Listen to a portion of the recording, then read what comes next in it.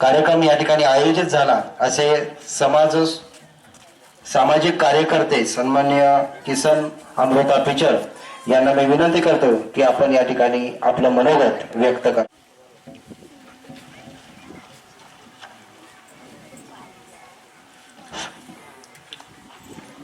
निसर्ग व सामाजिक पर्यावरण प्रदूषण निवारण मंडळ महाराष्ट्र राज्य आयोजित एक दिवसीय कार्यशाळा व अभ्यास दौरा. तर या निसर्ग व सामाजिक पर्यावरण प्रदूषण निवारण मंडळामध्ये मी मागच्या वर्षापासून आपले पाडेकर सर त्यांच्या माध्यमातून मला मार्गदर्शन भेटलं आणि मी पहिल्यांदाच राळेगण सिद्धी या ठिकाणी गेलो. तर तिथं पाणी नसतानाही भरपूर असे झाडं मला बघायला भेटले. जातानी भरपूरच झाडे भेटले. आपल्याकडं पाणी असूनही झाडं नाही येते. तर मी 3 वर्षापूर्वी तिकडनं आल्यानंतर मी एक संकल्प घेतला. आपण वाढदिवस साजरे करतो, तर वाढदिवसामध्ये आपण साधा जरी वाढदिवस केला तरी तो वाढदिवस 2 ते 3 हजार रुपये खर्च होतो. पण मी एक विचार केला मनामध्ये, जर आपणच जर अशी सुरुवात केली की माझा मुलगा आयुष पिचड याच्या वाढदिवसानिमित्त, त्याचा वाढदिवस जून महिना 16 जूनला असतो, तर मी तो वाढदिवस 5000 वृक्ष लावून तो वाढदिवस साजरा केला. पण त्या वाढदिवसामध्ये जे वृक्ष लावले त्याच्यात माझ्या भरपूर चुका झाल्या. कारण मला अनुभव नसताना मी निर्णय घेतला की 5000 वृक्ष लावायचे. पण एवढे 5000 वृक्ष लावणे माझं एकट्याचं काम नाही. कारण काम नाही. मग मी यावर्षी असा एक निर्णय घेतला की मी एक मैत्री फाउंडेशन तयार केलं.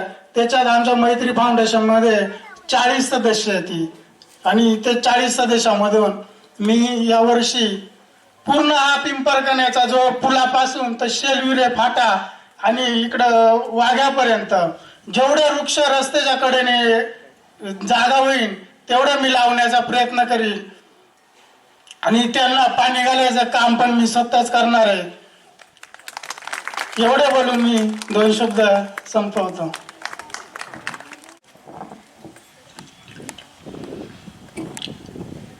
बंडकरांच्या या भूमीमध्ये मी सन्माननीय व्यासपीठ आणि आलेले सर्व पाहुणे मंडळी यांना कल्पना देऊ इच्छितो की पिंपरकणे ही बंडकरांची भूमी आहे. याच गावाचे सुपुत्र बाळा पिचड यांनी इंग्रजांविरुद्ध बंड करून येथील आदिवासी जनतेला न्याय दिलेला आहे.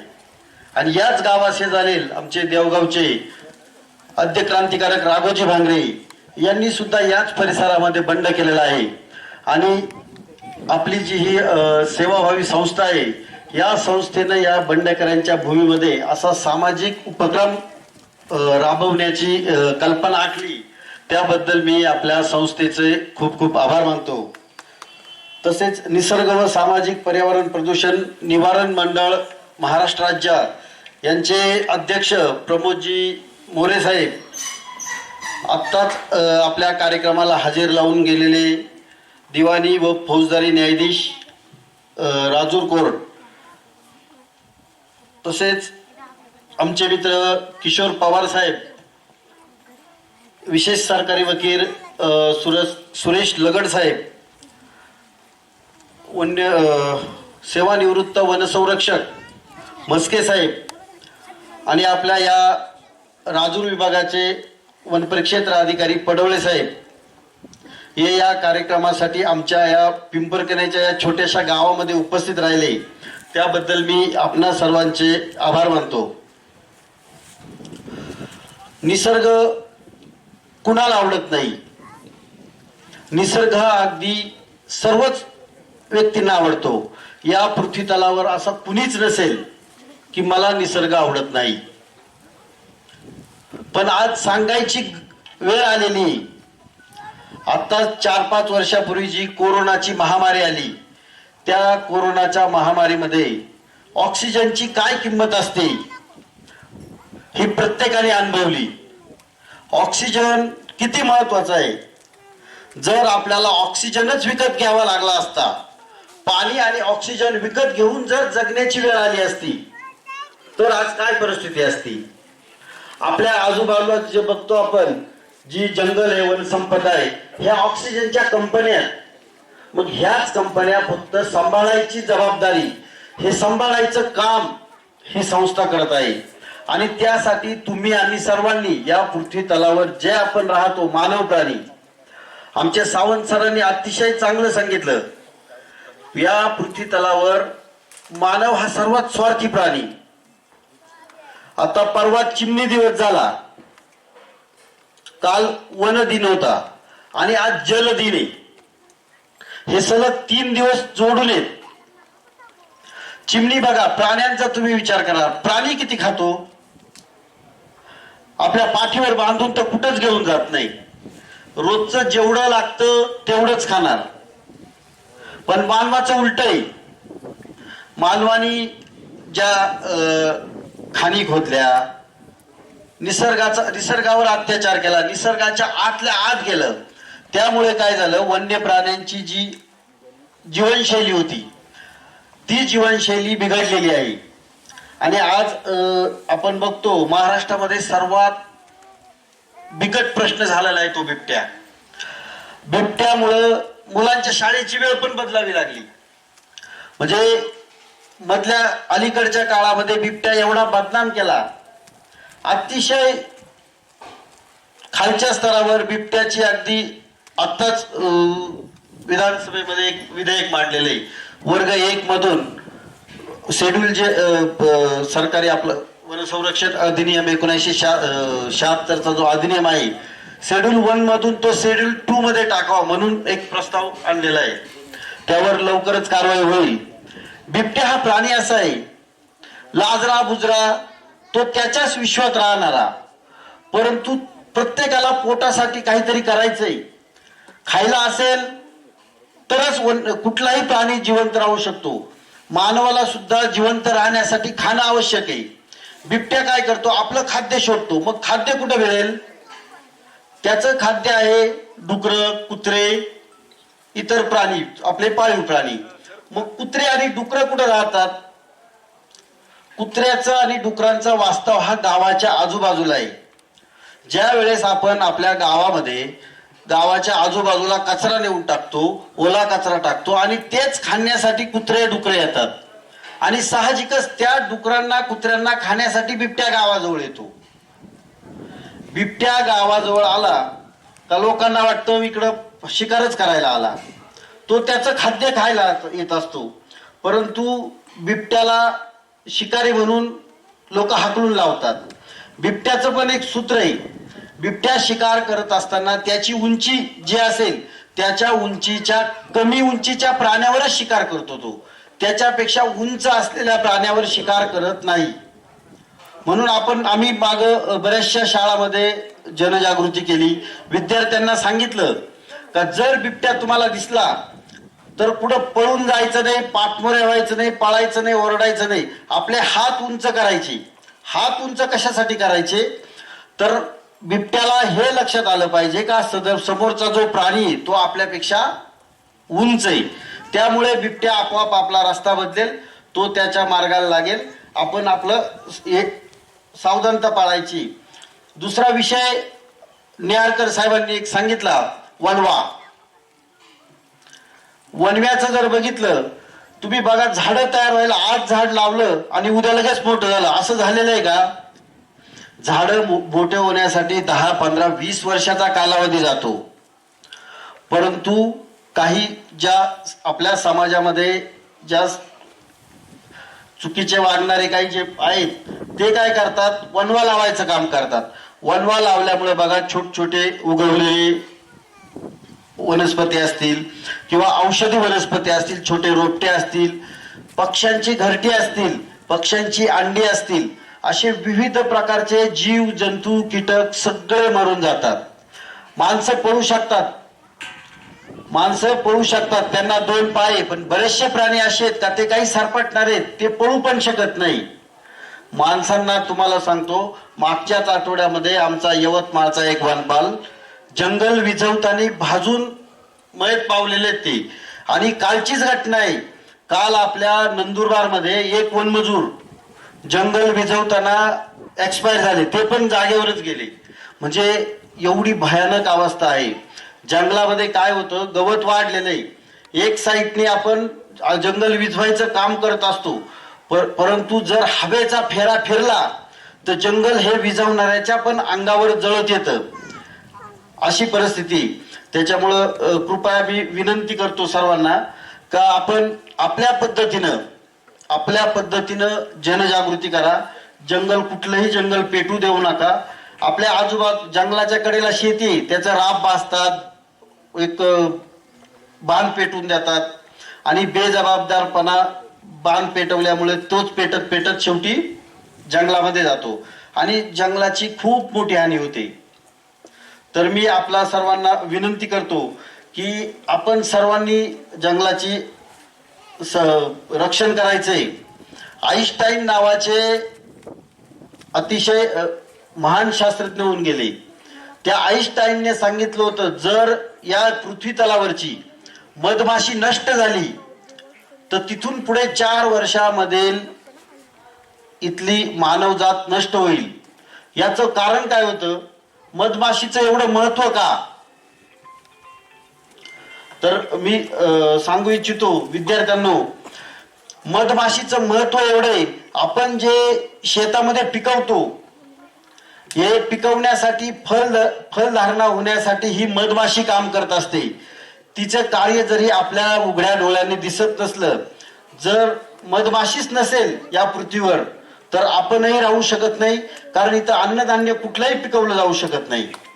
अन्नधान्य पिकवायचं असेल, आपला सगळा निसर्गाचा समतोल राखायचा असेल आणि ही चाललेली ही सजीवांची जीवांची ही जी जीवनसाखळी आहे, ही जीवनसाखळी साबूत ठेवायची असेल तर आपल्याला निसर्ग हा वाचवावाच लागेल. आणि निसर्ग हेच अंतिम सत्य आहे.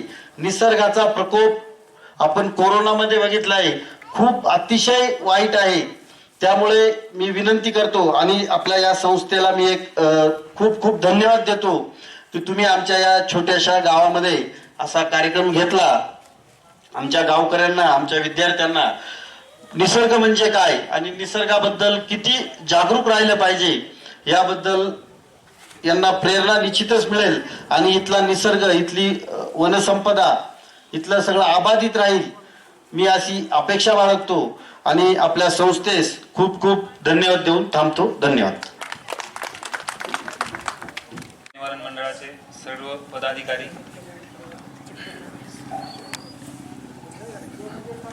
त्यांनी हा जो कार्यक्रम इथं आयोजित केला एका छोट्याशा गावात की झाडे वाचवा झाडे जगवा, आपण लहानपणापासून ऐकत असतो, मी पण ऐकत आलोय, मी पण खेड्यातलाच आहे. असंच तुमच्यासारखं मला मुलं बघितल्यावर असं वाटतं की मी पण इथंच बसलेलो आहे आणि असं कोणतरी भाषण देत असतं समोर आणि आम्ही मागून खडे मारत असतो. पण तेव्हा जे त्या गोष्टी कानावर पडत असतात तेव्हा त्याचं एवढं महत्व नाही समजत. पण आज जेव्हा आपण बघतोय की एखादा कार्यक्रम असतो शाळेत म्हणा कुठं, तर त्याचं जे महत्व आहे आता समजतंय की का लोक असा कार्यक्रम आयोजित करत असतील. आपल्यावर 2 चांगले विचार मांडण्यासाठीच. विचार भरपूर चांगले आहेत, सगळ्यांना वाटतं झाडे वाचले पाहिजे, झाडे जगली पाहिजे. त्याच्यात कृतीत बदल होत नाही असं मला वाटतं. विचार सगळेच मांडतात पण त्याच्यात कृतीत किती बदल होतो हा खूप महत्वाचा असतो. कृतीत बदल म्हणजे काय, आता सगळ्याच झाडं तर नाही लावू शकत किंवा लावत नाही, पण कमीत कमी जे झाडं जगतायत त्यांना तरी तोडू नये असं मला वाटतं. ते जरी केलं तरी खूप एक चांगलं मान कर्तव्य होईल. म्हणजे झाडं लावण्याचे काम बघा, पक्षी जे असतात ना, हे साळुंक्या वगैरे, ते आपलं काम करत असतात. ते काय करतात, एक छोटीशी बी घेतात, खातात आणि ती बी कुठतरी त्यांच्या तोंडात पडून जाते. हीच बी नवीन उगते आणि त्याचं एक झाड तयार होतं. म्हणजे एक निसर्ग त्याचं काम करतोय.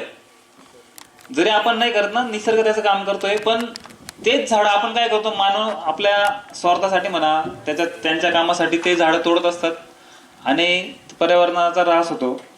जसं जज साहेब बोलून गेले की हा एक इथला जो परिसर आहे, राजूर परिसर, आम्ही जर स्वतःला त्यांनी जर सांगितलं तसं मी पण म्हणतो आम्ही खूप भाग्यवान आहेत की आमची पोस्टिंग इथे झाली. की मला असं वाटतं की 2 वर्षातही आमचा हा परिसर बघून होणार नाही. हे निसर्ग न्याहाळण्यासाठी म्हणजे एक स्वतःला भाग्यवानच समजावं लागेल. बघा ना, पुण्या मुंबईतले लोक इथं येतात निसर्ग बघण्यासाठी. तर इथल्या लोकांनी आपल्याला स्वतःला भाग्यवान समजावं आणि हा जो निसर्ग आहे तो जपण्याचा नक्कीच प्रयत्न केला, सगळ्यांनी केला पाहिजे. आता बाहेरचे जे पर्यावरण प्रेमी किंवा मग जे फिरणारे लोक येतात ते काय करतात, इथे येऊन ते प्लास्टिक बॉटल म्हणा, प्लास्टिक कचरा म्हणा, तर आपण म्हणजे स्वतःचं काही नुकसान होणार नाही ना, त्यामुळे त्यांना काही वाटत नाही. त्यामुळे प्रत्येकाने ही कृती केली पाहिजे की आपण जो कचरा करतोय तो स्वतःच उचलून डस्टबिनमध्ये टाकला. ती छोट्या छोट्या कृती आहेत या, पण या सगळ्यांनी केल्या पाहिजेत. आणि जबाबदारी काय फक्त म्हणजे वन विभागाची जबाबदारी नाही की झाडे जगवा, ही आपली सगळ्यांची जबाबदारी आहे आणि सगळ्यांनी ती पाळली पाहिजे असं मला वाटतं. आणि मी या संस्थेच्या कार्यास पण खूप खूप शुभेच्छा देतो आणि माझे 2 शब्द थांबवतो. धन्यवाद सर. आपला खरं तर पिंपळकणे हायस्कूल या ठिकाणी मी 8वी ते 12वी पर्यंत मी याच वर्गात शिकलो. आमचे मार्गदर्शक आदरणीय संजय कडलक सर या ठिकाणी पवार सर बसलेत, मार्गदर्शक वसंत पिचड सर बसलेत. सर्वच परिचयाची माणसं आहेत. आणि मी इकोभूमीमध्ये गेल्या 2014 पासून काम करतोय. म्हणजे अगदी लहान वयात मला त्या ठिकाणी काम करण्याची संधी भेटली. त्या मासिकामध्ये सुद्धा माझे काही लेख आहेत. कोसुबाई अभयारण्यावरती आम्ही वरून प्लास्टिक खाली काढायचो आमची पूर्ण टीम. तर असं आम्ही काम करतो आहोत. तर एक इथल्या सहजीवनाशी निगडीत एक कविता सादर करतो. त्यापूर्वी सुंदर चिमण्या झोपेत जळल्या, मुक्या वेदना मुक्याने झेलल्या, रान पाखरे झोपेत जळली, नाही सृष्टी पिल्लाने पाहिली. तर हा जो वनव्यामुळं ज्या निसर्गाची जी हानी होते आणि जे प्रदूषण नष्ट होते, तर यावरती सुद्धा आपली संस्था छान पद्धतीने काम करत आहे. यासाठी मनापासून धन्यवाद. परंतु हे सर्व करता करता समाजामध्ये जे काही एक हुमान पडलेले समाजावरती, तर हे हुमान ही कविता मला या ठिकाणी सादर करावीशी वाटते. कारण हुमान म्हणजे नक्की काय, मध्यंतरी सूत्रसंचालकांनी या गोष्टीचा थोडक्यात उलगडा करून सांगितला, परंतु तोच धागा पकडून मी याचा पुढे थोडासा उलगडा करून सांगतो. नेमकी समाजापुढे सध्या हुमान कोणतं पडलेलं आहे.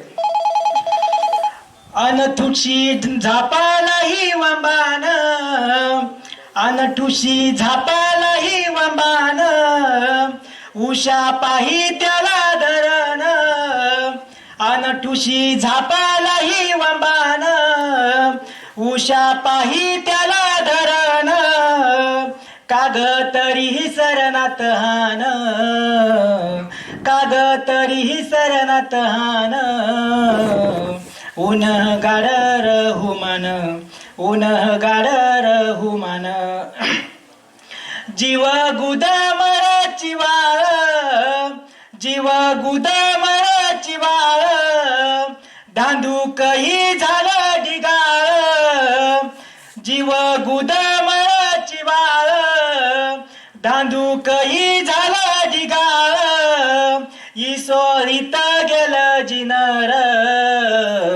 इसोरीत गेलं जिनर, तान्हळ जिन्हार गिरान, ऊन गाडर हुमान, ऊन गाडर हुमान, काय दुःख वतर गेलं, काय दुःख वतर गेलं, नुसता पापणीला टिवार, कोरडवाहू चिरले कर, कोरडवाहू चिरले कर, कवर दटावतील वखर, ऊन गाडर हुमान, ऊन गाडर हुमान, मोर टिपवणीच उन्हाळ, मोर टिपवणीच उन्हाळ, मनेरी बारव गोंडाळ, काय पेहरच नांदन, काय पेहरच नांदन,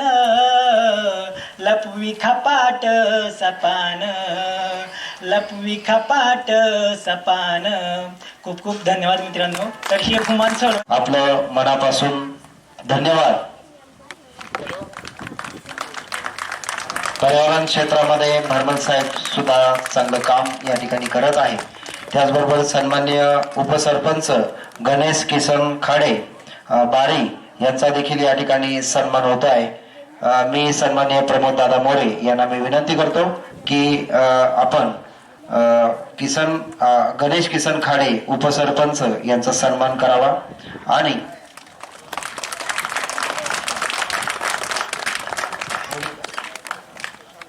सरपंच डोले साहेब यांचा सन्मान पिचड साहेब यांनी करावा अशी मी विनंती करतो. पिचड साहेब.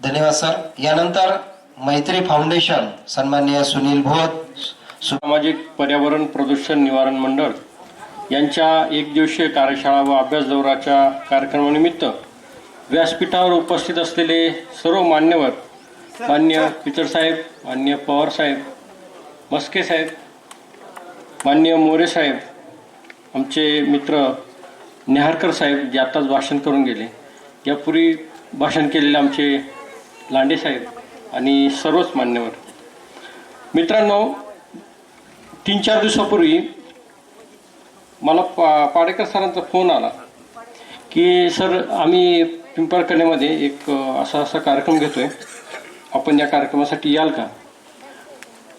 मला ही कार्यक्रमाची पत्रिका. मित्रांनो, आजच्या सध्याच्या समाजामध्ये आपण ज्यावेळेस वावरतो तर प्रदूषणामध्ये खूप प्रकारचे प्रदूषण आता होत चाललेत. त्यामध्ये सगळ्यात हवा प्रदूषण असेल, जल प्रदूषण असेल, अनेक प्रकारचे ध्वनी प्रदूषण असतील. त्यापैकी जो महत्त्वाचा आहे आता सध्या तो म्हणजे वायू प्रदूषण आणि जल प्रदूषण अतिशय भयानक वाढत चाललं आहे आणि यामुळे मोठमोठे आजारसुद्धा तितकेच वाढत आहेत. आणि या निमित्तानं आपण असा कार्यक्रम घेऊन आपण एक जनजागृती करत आहात, याबद्दल मी प्रथमतः या सर्व संस्थांचे आणि त्यांना जे मदत करणारे जे कार्यकर्ते आहेत त्यांचे सगळ्यांचे मनापासून धन्यवाद देतो. मित्रांनो, मगाशी नेहारकर साहेबांनी आणि लांडे साहेबांनी जंगलाबद्दलचं महत्त्व सांगितलं. मी थोडक्यात सांगतो की एक झाड जर लावलं आणि ते जर परिपूर्ण वाढलं तर एक झाड साधारणपणे त्याच्या 30-35 वर्षाच्या आयुष्यामध्ये 1.5 करोड रुपयाचं काम करतं साहेब. एवढं माणूससुद्धा करत नाही. म्हणजे मनुष्य जर सर्व्हिसला लागला तर त्याच्या रिटायरमेंटपर्यंत त्याला साहेब जेमतेम 30-40 लाख रुपये मिळतात, पण एक झाड 1.5 करोड रुपयाचं काम करतं. मोठ्या प्रमाणात ऑक्सिजन देतं, जमिनीची धूप थांबवतं, पशुपक्ष्यांना निवाऱ्यासाठी जागा देतं. आणि एवढं मौल्यवान ही वनस्पती असताना आपण ती राजरोसपणे तोडतो आणि पर्यायानं आपल्याच पायावर आपण कुऱ्हाड मारून घेतोय. आज सध्या जगामध्ये जे युद्ध चालू आहे त्यामध्ये इस्रायल ही पर्यावरणाची जर अशी हानी होत राहिली तर भविष्यात लवकरच आपल्यालाही ऑक्सिजनचा सिलेंडर घेऊन रांगेत उभं राहावं लागेल. अशी वेळ येऊ नये म्हणून आपण आता जागृत व्हायला पाहिजे. साहेब, माझी एक कल्पना असते, मी ज्या गावात जातो त्यावेळेस त्या गावाचं भौगोलिक वातावरण, तिथली जी एकूण रचना आहे त्यानुसार मी ठरवत असतो की हे गाव श्रीमंत आहे की कसं आहे. श्रीमंत म्हणजे माझ्या नजरेतून ज्या गावामध्ये भरपूर जंगल आहे, भरपूर स्वच्छ पाणी आहे, ज्या गावामध्ये एक विचार आहेत, ज्या गावामध्ये सरकारी नोकरदार आणि ग्रामस्थ यांची नाळ जोडलेली आहे आणि ज्या गावाचे शाळा सुंदर आहे, तिथले शिक्षक छान आहेत आणि तिथले विद्यार्थी संस्कारी आहेत, असं गाव असलं की मी त्यांना श्रीमंत गाव समजतो. आणि तुमचं पिंपळगाणे गाव निश्चितच श्रीमंत आहे. पाण्याच्या बाबतीत तर खूपच श्रीमंत आहे साहेब. अशी श्रीमंती तुमच्या गावची कायम टिकून राहायला पाहिजे. आमचा एक ग्रुप आहे सर, आम्ही पर्यावरण प्रेमी. त्या ग्रुपचे आमचे कुठेही दशक्रियाविधी असेल किंवा कोणाचा वाढदिवस असेल तर सर आम्ही आता दुखवट्याला जे पैसे आपण द्यायचो तर आम्ही ती पद्धत आता बंद केली आहे आणि त्याऐवजी आम्ही त्या म्हणजे ज्या दुखित कुटुंब आहेत त्यांना आम्ही 10 रोपं किंवा 5 रोपं अशी देतो आणि त्या जी गेलेली व्यक्ती असेल त्याच्या नावाने ते झाडं लावायला देतो. आणि कोणाचा वाढदिवस असेल तर त्या वाढदिवस जितका वाढदिवस असेल तितकी रोपं आम्ही त्यांना देतो. आमचा उद्देश एकच आहे की त्यानिमित्तानं ह्या पर्यावरणात आपला खारीचा वाटा असावा. तर खारीचा म्हटलं तुम्ही, खारीवरून एक गोष्ट सांगतो मित्रांनो. खारुताई जी आहे तिच्यासारखा माणसाचा स्वभाव असायला पाहिजे. ती खारुताई काय करते की तिला खाण्यासाठी म्हणून झाडांच्या बिया अशी जमा करत असते आणि मातीमध्ये ती लपून ठेवत असते. वेगवेगळ्या प्रकारच्या बिया जमा करत असते. ती साधारण एक खारुताई साधारण 1000 ते 1200 बिया एका वर्षभराच्या कालावधीत ती जमा करून ठेवत असते. परंतु खारुताईचा स्वभाव आहे ना हा विसराळ आहे आणि ती काही कालावधीनंतर ते विसरून जाते की मी ह्या बिया कुठेतरी ठेवल्या पण ते आता विसरून गेले. आणि निसर्गात ज्यावेळेस पाऊस सुरू होतो त्यावेळेस त्या बिया त्या मातीत आपोआप रुजतात आणि फार मोठ्या प्रमाणात त्यांच्यापासून वृक्ष निर्मिती होते. तर असा स्वभाव माणसाचा पाहिजे. चांगल्या गोष्टी कराव्या आणि त्या विसरून जाव्या. नंतर भविष्यात त्या चांगल्या गोष्टीपासून निश्चितपणे चांगली निर्मिती होते. असा स्वभाव माणसाचा असायला पाहिजे. तर आपण या पर्यावरणात आपल्या हातून या निसर्गामध्ये काही ना काही चांगलं घडत राहावं अशीच मी खरं तर या कार्यक्रमाच्या निमित्तानं एक आशा निर्माण करतो.